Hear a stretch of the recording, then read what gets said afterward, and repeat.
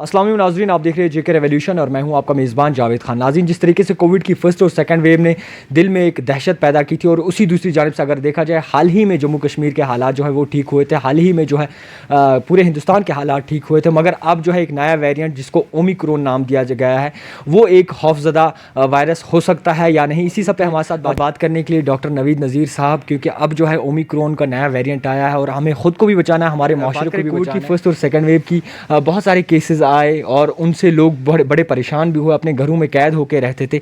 अब जो है कोविड की थर्ड वेव की जिस तरीके से आशंका लगाई जा रही थी, अब ये बताया जा रहा है कि अब नया एक वेरिएंट आया है ओमिक्रॉन। पहले इसके बारे में आप मुख्तसर से बताएं।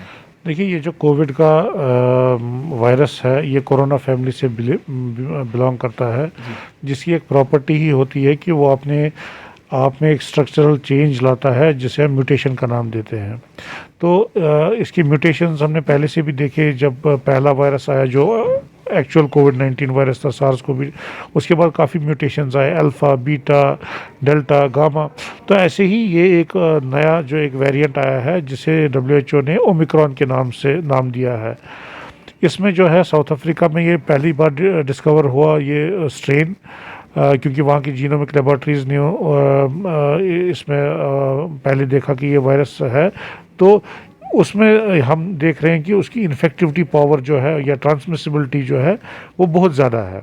वहाँ एब्रप्टली नंबर ऑफ़ केसेस की तादाद जो है वो एब्रप्टली बढ़ी, या अभी अब यूके में देख रहे हैं या बाकी कुछ ममालिक में देख रहे हैं, वहाँ एब्रप्टली, क्योंकि इसका इन्फेक्टिविटी पावर बहुत ज़्यादा देखा गया है। लेकिन एक चीज़ पॉजिटिव है कि जो भी पेशेंट्स इस स्ट्रेन से अभी तक इन्फेक्ट हुए हैं वो माइल्ड डिजीज़ में ही मुब्तला हुए हैं। अभी तक सीवियरिटी उतनी ज़्यादा नहीं पाई गई है इस वायरस में। सर, आपसे ये भी जानना चाहेंगे, अगर बात करें हम कोविड की फर्स्ट और सेकंड वेव की, तो उसमें जो है हम मास्क पहनते थे, सोशल डिस्टेंस मेंटेन करते थे, तो इससे किस तरीके से बचा जाता है और ये क्या क्या जो है हमारे सेहत के लिए ख़राब हो सकता है? देखिए, वायरस जो है इसका मोड ऑफ ट्रांसमिशन सेम है, यानी कि एरोसॉल के थ्रू, खांसी, स्नीजिंग, जैसे ये बाकी वायरसेस ट्रांसमिट होते हैं या जैसे बाकी कोविड पहले जो वायरसेस थे वो ट्रांसमिट हो रहे थे, या फोमाइट्स के थ्रू। इसलिए इसमें भी प्रिकॉशनरी मेजर्स जो हैं वो सेम है। मास्क पहनना, सोशल डिस्टेंसिंग मेंटेन करना, फिजिकल डिस्टेंस मेंटेन करना, गैदरिंग्स अवॉइड करना, या यूज़ ऑफ हैंड सैनिटाइज़र, यही प्रिकॉशनरी मेजर्स इसमें भी लेने की ज़रूरत है अगर इसको हम स्प्रेड होने से प्रिवेंट करना चाहते हैं। बाकी सिम्टम्स की जो बात करें तो जैसे मैं पहले भी कह रहा था कि इसमें जो सीवियरिटी है वो बहुत कम है as compared to the previous strains. लेकिन इसमें अभी रिसर्च ही चल रहा है कि कितने लोग प्रोग्रेस करते हैं इनटू सीवियर डिजीज़। लेकिन अभी तक सिल्वर लाइनिंग ये है कि majority of the patients mild disease में ही मुब्तला हैं। और जो सिम्टम्स की बात करें वायरल डिजीज़ में ऑलमोस्ट सब में सेम होते हैं।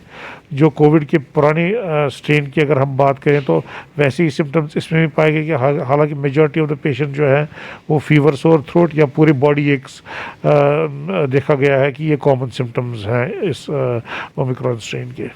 सर, अगर देखा जाए तो पहले जो है होता था कि हमारे यहाँ जब कोविड और सेकंड और फर्स्ट वेव का जो आशंका लगाई जाती थी या फिर लोग बीमार थे बहुत ज़्यादा, तो वो है एस्ट्रोमाइसिन टेबलेट्स लेते या फिर बाकी रेमेडीज़ टेबलेट्स वगैरह लेते थे। तो इसके लिए कौन सी जो है दवाई अभी तक? देखिए, अभी तक हम 2 साल हो चुके हैं, अभी तक कोविड के अगेंस्ट हमारे पास कोई डेफिनेटिव ट्रीटमेंट नहीं अवेलेबल है। आज तक के दौर में भी जो भी मेडिसिन दिए जाते हैं इस कोविड पेशेंट को, वो on the basis of experimental studies दिए जाते हैं। उनकी कोई डॉक्यूमेंटेड एफिकेसी नहीं होती है।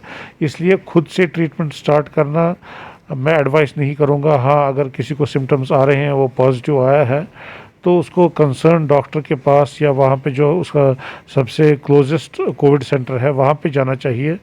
वो वहाँ पे उनको एग्जामिन करेंगे, उनके सिम्टम्स देखेंगे, उनके बाकी सीवियरिटी ऑफ डिजीज़ देखेंगे, तो उसी के हिसाब से उनको ट्रीटमेंट एडवाइस किया जाएगा।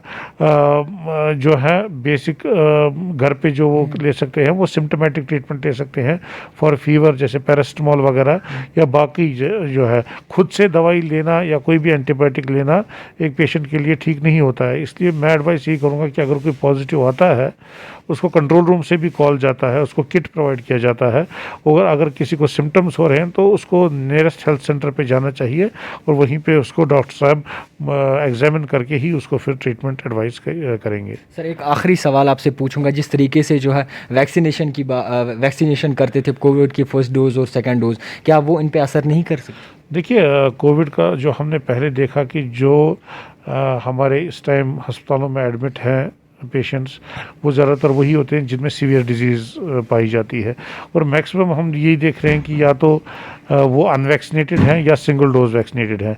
बहुत कम प्रपोर्शन ऐसे पेशेंट्स हैं जो वैक्सीनेटेड हैं और फिर सीवियर डिजीज़ में मुबतला हुए हैं। तो इसलिए वैक्सीनेशन डेफिनेटली हमें इन्फेक्शन से तो नहीं, लेकिन सीवियर डिजीज़ से वो प्रिवेंट करती है। अभी तक ये मैटर ऑफ रिसर्च ही है कि जो ये ओमिक्रॉन का वेरिएंट है उसके अगेंस्ट ये वैक्सीन इफ़ेक्टिव होगा कि नहीं।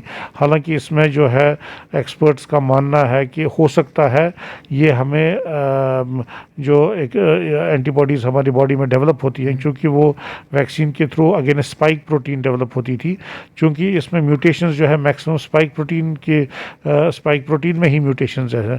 तो इसमें आशंका लगाई जा रही थी कि हो सकता है जो हम वैक्सीन से एंटीबॉडीज़ प्रोड्यूस कर रहे हैं वो इसके अगेंस्ट प्रोटेक्शन नहीं देगा।